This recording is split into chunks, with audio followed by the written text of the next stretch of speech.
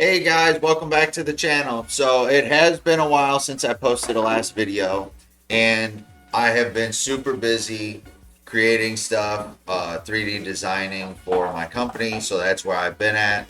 I have been using this machine over and over again. In my last video, I had talked about how I had put a Nighthawk in there and done the Leviathan. Well, the Nighthawk is out along with the SB. Now we have Reaper in there with an Orbital. Okay, so this machine has been super reliable. I have added some stuff. There's one or two last things that I got to do to this machine, and then it's done. But other than that, it has been super reliable. I added a nozzle clean where I have the little thing back there that I'll show you in a minute, along with the Reaper and everything in between it, which I took out the Rapido Ultra High Flow and put in the Dragon Ultra High Flow, which I've seen unbelievable success with. And going forward on any future printer builds that I do, I think that's the hot end I'm going to go with. I know people talk really good about the Rapido. I had no good luck with it. I had the Rapido to the 2F, the fiber Ultra High Flow, and it was terrible. The heat break, it would always clog. Just no reliability with it whatsoever. So the Dragon is going to be in play going forward on most of my builds. Okay, so we'll go in here and I'll show you. It's actually printing. It's printing a boron cube right now. It's got a 0.8 nozzle on it, and it is doing extremely well. I'll show you as it wraps up here. It's only got a few minutes, but it is doing very well. This right here, the Reaper, it has the Orbiter 2.5 along with the filament sensor and the Orbital O2S board.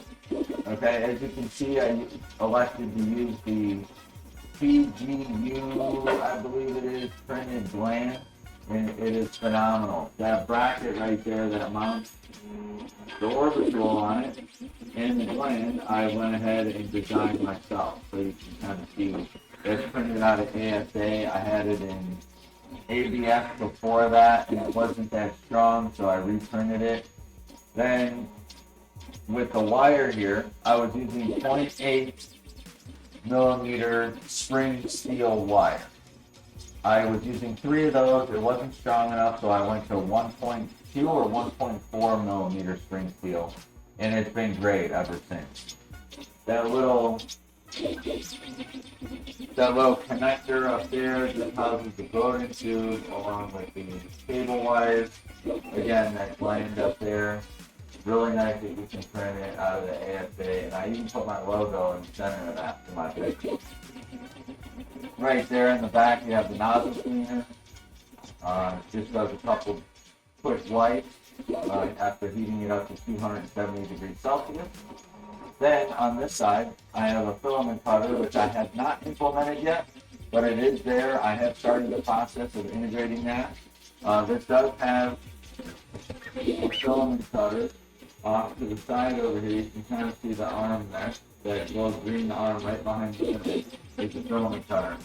Haven't been too reliable with that. That printed filament cutter, I think I might try the Costco for 25 bucks or whatever it is. If it works with this, I still have yet to know. Nobody in the Discord has been able to answer if it does work with that. So, something in the future going from a printed filament cutter to a crossbow. So these are just a couple things that I have done. I also have the Nevermore system, which is going to be right up there. It is going to be the version 2. I tried to implement that at the beginning. I think the USB hub that I already have in this, the WaveShare 3.0, the high speed one, is maxed out with its ports. So that was something when I was talking with Central 3D and some of the Discord folks. They said to try and get more power to that, so I might try and add another USB hub to be able to accommodate that and add the voltage accordingly and everything else. So this is printing right now. We'll give it a few minutes here. It says it's got 2 minutes left. And I just want to talk a little bit. So I've had a 0.4 nozzle. I use the CHT Bondtech nozzles. Unbelievable with this Dragon Ultra High Flow. I have not maxed out this 0.8 nozzle yet. This is actually the first few prints that I've done with it. This is the first actual Voron cube that I've done with it, other than the tuning things such as like the flow rates and stuff like that. This is the first time that this filament's going through the 0.8 nozzle. Okay, but I have done the 0.4 CHT, 0.6 CHT, and yet to try the 0.25. But I have tried that on my other machines. I really don't see a need for the 0.25 on such a big machine like this. I also have the 1.0 millimeter nozzle for this in the CHT. So I'm going to eventually try and throw that in here and see what that looks like. This machine is predominantly going to be printing ASA. Most of its life currently right now, I've printed ASA, PETG, and ABS. The ABS, it loves it. It eats it right up. PETG, it does great. The profiles are phenomenal, and I know that some folks, such as Canuck and other people that in the 3D printing community, have had problems with the in the Y direction, the banding on the side. It has like a little bit of artifacting. So there was a few things that I discovered with this machine that I'm able to mitigate that. If you're having problems with that and you have this machine, please reach out to me and I can help work with you and get that fixed.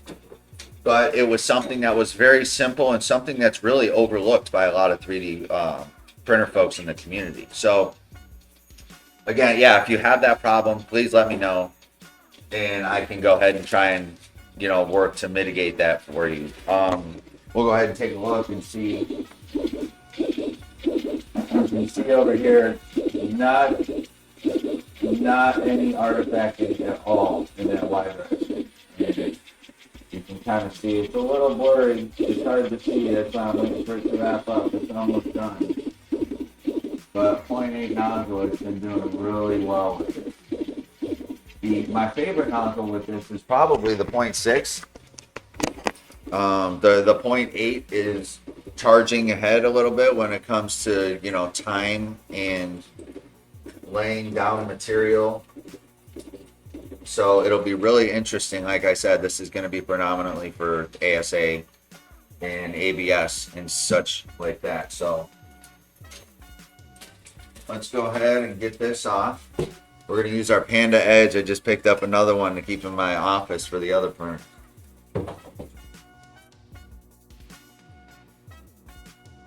So yeah, I mean, absolutely phenomenal. This printer keeps up with my other printers, and I'll go ahead and show you there. So that tiny little bit of stringing, that's nothing at all. You just sit there and you take the hair dryer and just go over it. So that's the X. So here's the Y. Could use a little bit of pressure advance, maybe right on there. Maybe that actually might be a cooling issue. I've noticed this machine, especially with the Reaper on there, with those two fans, it's definitely a little tricky dialing in the cooling because it's what is normal for like a stealth burner with the one fan. I think you have a 40, 20 or 50, 15, there's one of them. Well, on this one, there's two of them, and it blows unbelievable amounts of air. So, yeah, again, no banding whatsoever. A little bit of the cooling issue right over here that you can see. Other than that, it is beautiful. It keeps up with all my other printers.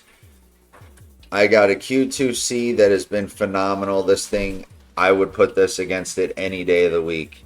So, last little look here. And again, a little bit of stringing, but for the very first cube that I put together, and I just bent this back, the brim, really good layer adhesion, first layer. You can see the layer stacking is phenomenal. So if you have any questions, I would debatably say that this machine right here is probably the best one that I've seen out of anybody that's been running it. I think that a couple of the issues that other people have tried to fix, such as like the heated chamber and such, and locking everything in, I think that actually does more harm than it does good. For the mere fact that as long as you keep positive pressure in the system, it's going to keep that chamber heated, but it's also going to allow excessive heat to escape, which is why I think that design of having those little gaps around it are so crucial. Obviously, you want to keep that hot air in, but it's really about keeping the cold air out.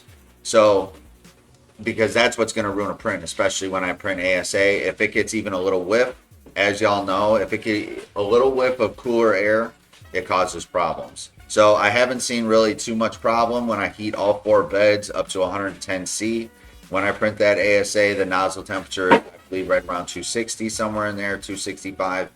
I have not seen any problems or artifacting. Although my main profile when I print this is stuff that gets, 3 inches off the bed when I do the ASA. That's pretty much the max size I do. I don't print stuff that's way up here with it. So for my use case, it works great. So please hit that like button, subscribe. If you have any questions, leave a comment down in the comments, and we'll see you later. Thank you. Take care.